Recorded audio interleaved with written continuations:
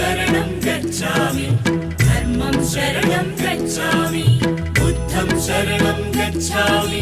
बौद्धं शरणं गच्छामि संघं शरणं गच्छामि धर्मं शरणं गच्छामि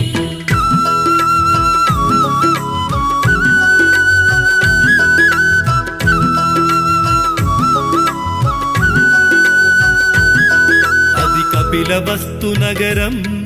ఇది శుద్ధోదన రాజ్యం